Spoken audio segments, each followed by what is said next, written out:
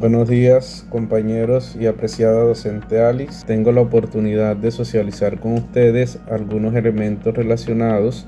con la construcción de teorías desde diversas miradas, teoría y teorizaciones, para lo cual empezaremos a generar algunas conceptualizaciones fundamentales sobre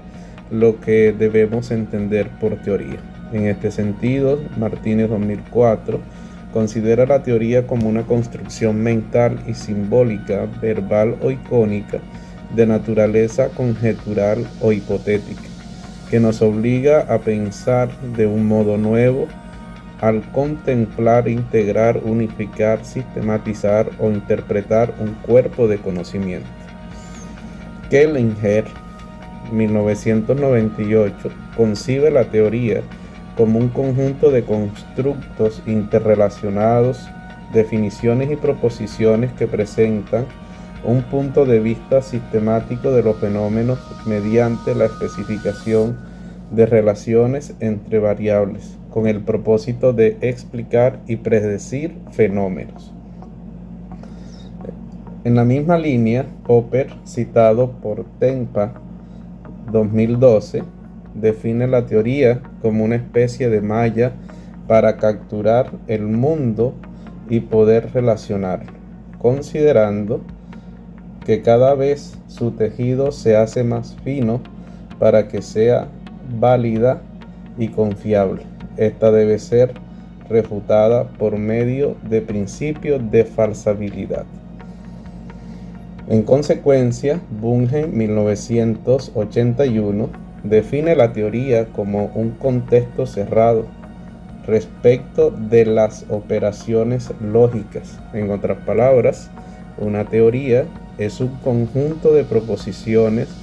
alcanzadas lógicamente entre sí y que poseen referentes comunes.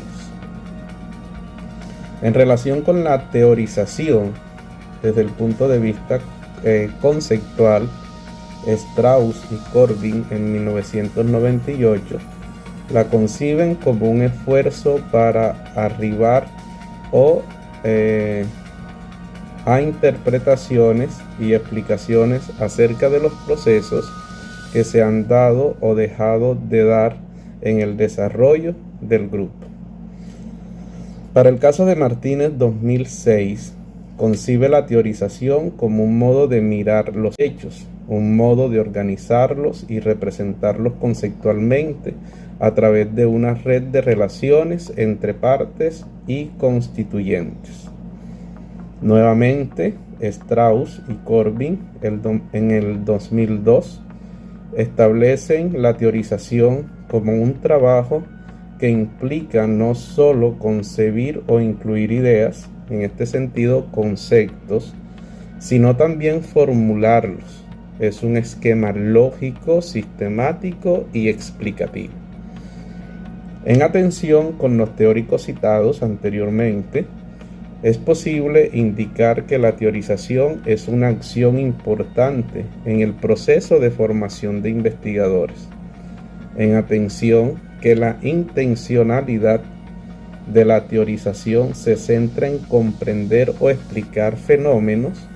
enmarcados en una realidad. Por tal razón, a través de ella es posible dar respuesta a vacíos que se presentan desde la perspectiva del conocimiento. En este sentido, o en este orden de ideas, es posible establecer algunas diferencias entre lo que debemos entender y comprender por teoría y teorización. En primera instancia, debemos comprender la teoría, el cual está formada por un conjunto de teorizaciones, mientras que la teorización es el conjunto o el resultado, de teorizar. Surge del ejercicio de observar un objeto o conjunto de objetos. En segunda instancia, la teoría debe ser concebida como el resultado de un proceso cognitivo y social que implica el acto de teorizar y el de producir teorizaciones, mientras que la teorización propende por el desarrollo del pensamiento crítico, el pensamiento creativo y los procesos de análisis. En tercera instancia, la teoría hace énfasis de manera enfática en formulación de nuevos conceptos teóricos, sistemas de categorías, modelos o hipótesis, mientras que la teorización genera procesos de indagación, investiga y construye explicaciones desde una mirada teórica y conceptual en relación con el objeto o contexto de estudio que se está tratando. En cuarto lugar, la teoría permite combinaciones entre dos o más fundamentos teóricos, filosóficos o epistemológicos,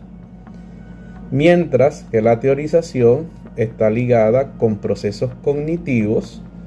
que enfatizan en describir y manipular categorías y las relaciones que se pueden establecer entre ellas.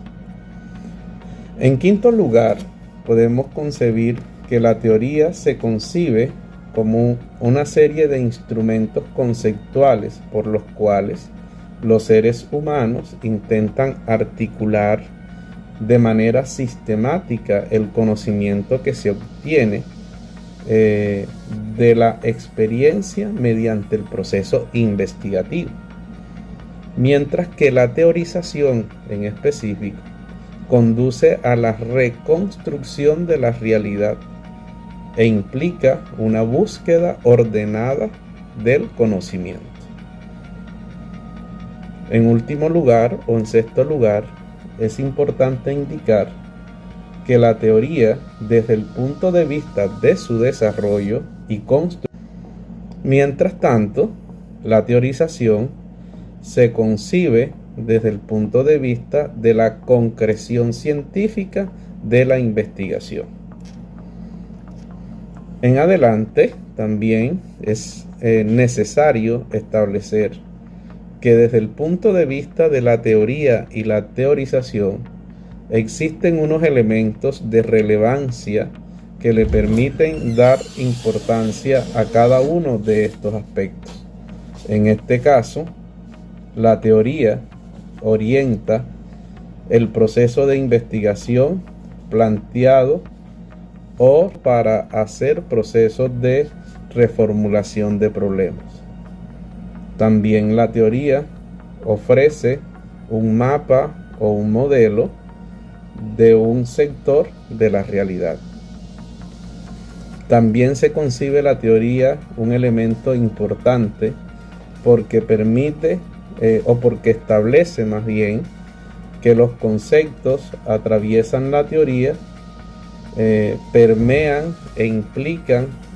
o explícitamente el proceso investigativo. En este sentido, la teoría también se encarga de brindar la posibilidad de controlar la consistencia interna del proceso investigativo, brindando nivel de racionalidad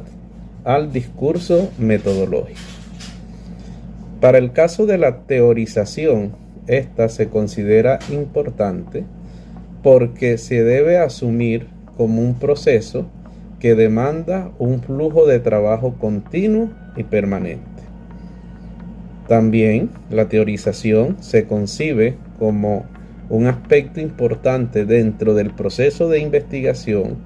porque procura por la construcción de teorías útiles. En este mismo sentido, permite construir los hallazgos y ofrecer explicaciones sobre fenómenos. En última instancia, se concibe importante la teorización porque es concebida como un proceso social, humano y humanizador mediante el cual nos comprendemos a nosotros mismos en calidad de seres humanos, en calidad de colectivos sociales y al mundo social en el que vivimos. Ahora bien, en atención con las explicaciones realizadas anteriormente sobre teoría y teorizaciones, procedemos a analizar un tema o un caso en particular con el ánimo de explicar cómo se genera el proceso de teorización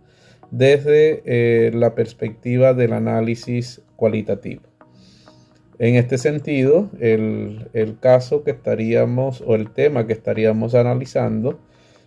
sería el siguiente: un nuevo modelo de formación docente ante los cambios del siglo XXI. En este sentido, se estructura como paso número 1 el planteamiento del problema, el cual gira alrededor de la siguiente pregunta problematizadora: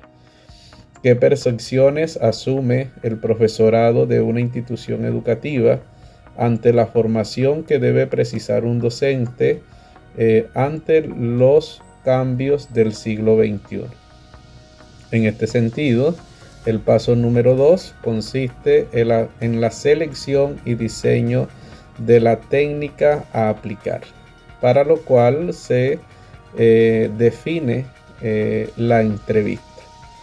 Y obviamente el análisis de dicha entrevista o de dichas entrevistas se desarrollará o se desarrolló a partir de la aplicación de la técnica de análisis como la categorización, la estructuración, la contrastación y la teorización, según Martínez Migueles 2006, en apoyo del uso de Atlas TI como herramienta de análisis. En relación con el paso número 3, se establece el proceso de categorización. En este sentido, la categorización implicó procesos de codificación abierta, selectiva y axial, permitiendo la formación de 19 códigos abiertos que formaron una categoría central denominada modelo de formación docente. Así, los códigos o subcategorías configurados fueron: actualización constante del profesorado, adaptación a cambios emergentes, adaptación de enseñanza individualizadas, agentes de cambio, alianzas entre escuela y comunidad, análisis de prácticas contextualizadas, aprendizaje colaborativo, demanda de formación basada en la investigación, desarrollo cognitivo, enfoque interdisciplinario, inclusión de formación en valores, mirada hacia las competencias socioemocionales, mirada hacia las prácticas reflexivas, necesidad de desarrollo de habilidades pedagógicas, necesidad de enseñanza personalizada, necesidad de especialización en su área, necesidad de formación teórico-práctica, cómo promover la equidad y finalmente el trabajo en equipo. Para la estructuración de estos códigos, obviamente, como ya lo habíamos expresado anteriormente, se utilizó la siguiente codificación abierta, en el que se seleccionaban desde el programa Atlas TIC el documento primario, donde estaban las consignaciones de respuestas de los docentes, para los cuales eran representadas por conceptos o sintagmas denominados códigos. En este sentido, se invita a ver, digamos, la figura número 1, que establece de cierta manera, de manera gráfica, lo que sería o lo que fue en su momento el proceso de codificación abierta para el análisis de esas subcategorías que se mencionaron o se relacionaron anteriormente. Por otra parte, y de manera posterior a la generación de códigos, se seleccionaron estos para configurar una categoría central o familia de códigos que los representara, siendo esta categoría, según San Martín 2014, la primera aproximación teórica generada de las respuestas de los participantes. En este sentido, entonces, estamos mostrando los elementos correspondientes a la figura número 2, que hace referencia a estos elementos específicamente. Y finalmente, para poder darle coherencia y precisión a la categoría central, esta debe hacer evidente las relaciones existentes entre los códigos que les representa a través de las relaciones lógicas para darle interpretación a la teoría y que se está formando como tal. Este proceso se denomina codificación axial, es decir, donde los códigos se intercomunican de manera sistemática como una red que el investigador va dándole forma a la interpretación y comprensión. En este sentido, entonces, mostramos esta figura número 3 que nos indica de una u otra manera cómo se empiezan a codificar estos elementos a los cuales se hacen referencia. Y posteriormente pasamos al paso al elemento de estructuración, donde la estructuración y la codificación axial le da forma y sentido semántico a la categoría central que se ha definido. Esta se estructura y se representa para su interpretación. Para este caso, entonces, mostramos la figura número 4, donde estamos, digamos, haciendo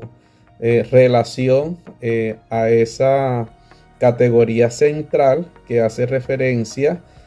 al modelo de formación docente y, obviamente, a las 19 subcategorías que inicialmente se mencionaron y que ya emergen y quedan establecidas de manera gráfica al momento de utilizar el programa de análisis cualitativo Atlas TIC. Recomienda que el maestro debe estar